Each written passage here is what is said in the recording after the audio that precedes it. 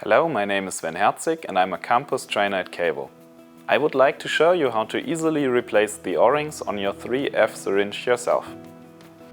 Prepare a pair of tweezers, the service set with the O-rings and a tube of silicone grease. Remove the cannula from the syringe. Use the tweezers to remove the O-rings from the coupler base.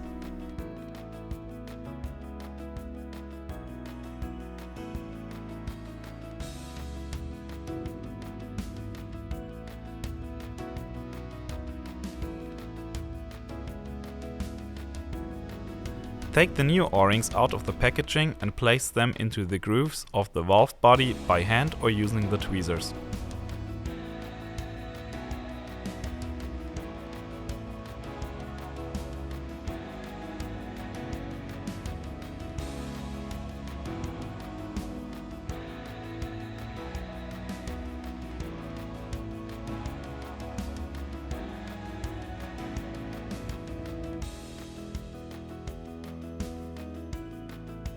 Apply a small amount of silicone grease to the O-rings.